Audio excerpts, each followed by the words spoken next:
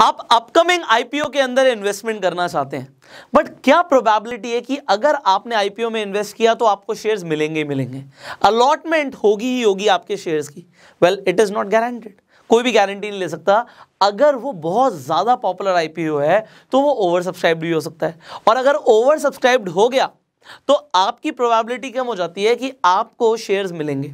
And shares जब list हो जाते हैं, आपको लिस्टिंग गेन लेना है, आपको पता है कि लिस्ट होगा तो इसके प्राइस, जो ये इशू प्राइस है, इससे कई ज्यादा के ऊपर लिस्ट होगा, तो हमारा नुकसान हो सकता है भाई, अगर हमें वो शेयर्स नहीं मिले तो वो शेयर्स आपको कैसे मिलेंगे?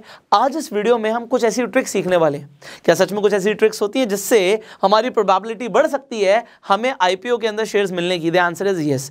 वो क्या ट्रिक्स हैं, आइए एक करके जानते हैं। सबसे पहला, आप देखिए, जब आप कोई आईपीओ देखते हो, लॉन्च होता है, तो आपको ना वहां पे एक रेंज दिखेगी।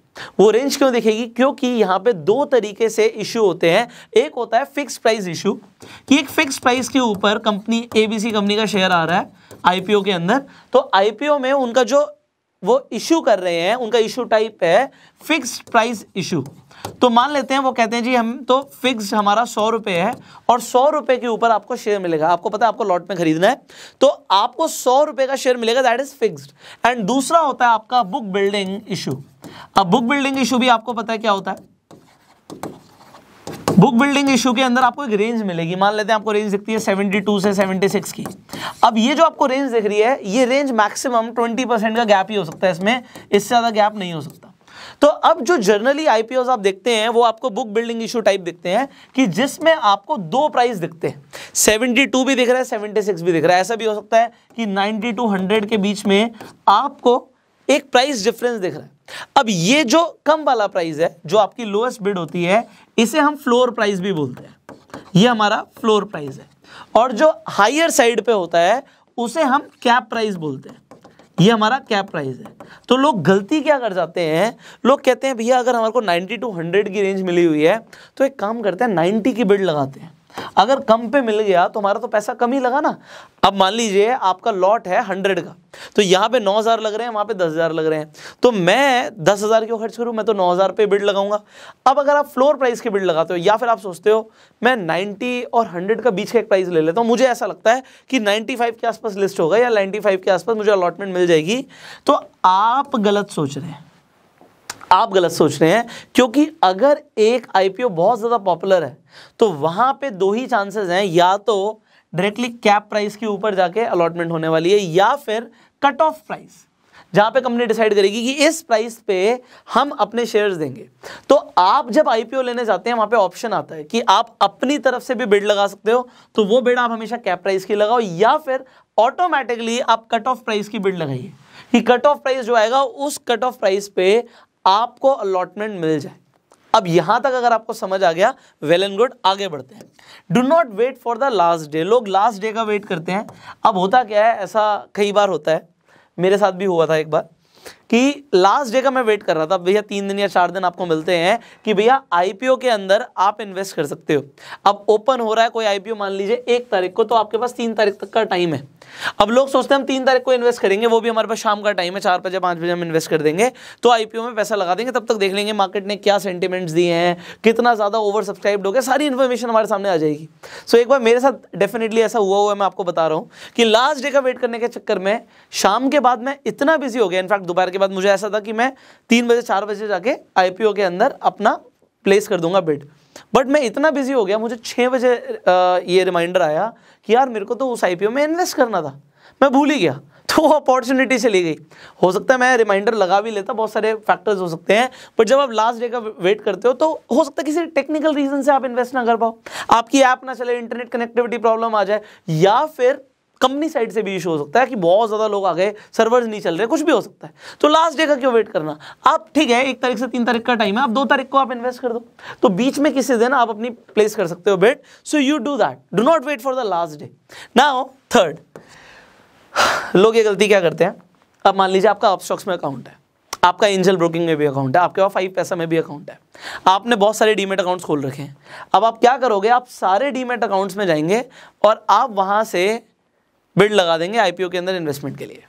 अब आपने आईपीओ की इन्वेस्टमेंट रिक्वेस्ट सारे डीमेट अकाउंट से डाल दी, बट आपको ये पता होना चाहिए कि आपका पैन कार्ड एक ही, आपका नंबर एक ही है, वो पैन कार्ड नंबर से आपको अलॉटमेंट होगी।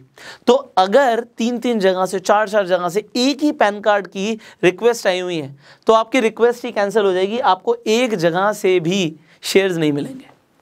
और ओवर सब्सक्राइब वाले केस में तो भूल जाओ। तो अब आपको क्या करना है, आपको यह समझना है कि भैया अगर आप अकेले एक इंडिविजुअल हैं तो एक डीमेट अकाउंट से एक ही इंसान अप्लाई कर सकता है एक ही बार। सो वन टाइम आप अप्लाई करेंगे तो आप one pan card one application के कंसेप्ट को समझिए।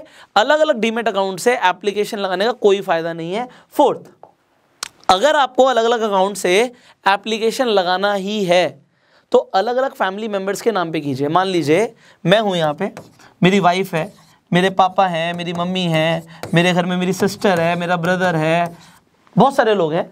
तो मैं इन सबको बोल सकता हूं या इनके अकाउंट से प्लेस कर सकता हूं बिड। अब यहां पे क्या हुआ, सबके अलग अलग पैन कार्ड्स हैं। अब क्योंकि सबके अलग अलग पैन कार्ड्स हैं तो सबके पैन कार्ड से एप्लीकेशन जा रही है। अब अगर ओवर सब्सक्राइब्ड होगा भी तो किसी ना किसी को मिलने के चांसेस ज्यादा हैं। तो अब सबसे बड़ी बात, इन सबका डीमेट अकाउंट होना जरूरी है। अगर आपने अभी तक डीमेट अकाउंट नहीं खुलवाया है, इस वीडियो के डिस्क्रिप्शन और कमेंट बॉक्स में लिंक है, जाइए और डीमेट अकाउंट खुलवा लीजिए। और अगर आप आईपीओ के लिए इन्वेस्ट करना चाहते हैं और अपने सारे फैमिली मेंबर्स के लिए आप चाहते हैं कि अकाउंट हो तो आज ही खुलवा लीजिए, क्योंकि आईपीओ जब आते हैं तब आपके पास डीमेट अकाउंट होते नहीं, और डीमेट अकाउंट खोलने में अगर टाइम लग गया तो आप इन्वेस्टमेंट अपॉर्चुनिटी को वैसे ही लूज कर जाते हो। सो यहाँ पे आप अलग अलग लोगों के नाम से अप्लाई कर सकते हैं, चांसेस बढ़ जाएंगे आपको आईपीओ के अंदर शेयर्स अलॉट होने के। फाइनली आप एक चीज समझिए, मान लीजिए LIC का आपको कुछ टाइम बाद दिखेगा कि आईपीओ आ रहा है, यहां पे शेयर होल्डर्स कोटा भी होता है। इसका मतलब क्या है, मान लीजिए मेरे नाम से मेरे पास LIC की पॉलिसी है, तो अगर मैं अप्लाई करूंगा LIC के आईपीओ में तो मेरे को वो शेयर्स मिलने की प्रोबेबिलिटी बढ़ जाएगी। मान लेते हैं SBI का किसी यूनिट का कल को एक आईपीओ आ रहा है, पहले SBI कार्ड्स का आईपीओ आया था, तो जिसके पास SBI के शेयर्स हैं उसको SBI के कार्ड्स के जो शेयर्स मिलने की प्रोबेबिलिटी बढ़ जाती है। तो यहां पे भी एक कोटा है, एक रिजर्वेशन है, तो उस रिजर्वेशन का फायदा ले सकते हैं। आप देखिए कि जिस भी कंपनी का आईपीओ आ रहा है उसकी पेरेंट कंपनी के अगर आपके पास शेयर्स हैं, या अगर जैसे मैंने पॉलिसी एग्जांपल दिया, आपके पास पॉलिसी है तो वहां पे कुछ कोटा फिक्स्ड है और हो सकता है उस कोटा का आप बेनिफिट ले सके। सो ये अगर आप 5 पॉइंट्स का ध्यान रखेंगे सो आपको आईपीओ के अंदर शेयर्स मिलने की प्रोबेबिलिटी बहुत ज्यादा बढ़ जाएगी। आई होप आप ये सारे कंसेप्ट समझ चुके हैं अभी तक। अगर आपको ये वीडियो अच्छी लगी जल्दी से लाइक कर दीजिए एंड शेयर जरूर कीजिए, जिससे से ज्यादा लोगों तक ये इन्फॉर्मेशन पहुंचे कि उन्हें आईपीओ के अंदर शेयर्स कैसे मिल सकते हैं। फाइनली इस वीडियो को अगर आप फेसबुक पे देख रहे हैं तुरंत फॉलो कीजिए, यूट्यूब पे देख रहे हैं सब्सक्राइब कीजिए, बेल आइकन पे क्लिक कीजिए कि आने वाले टाइम में एक भी पावरफुल वीडियो आपसे मिस ना हो। So I will see in the next video, till that time you go self made.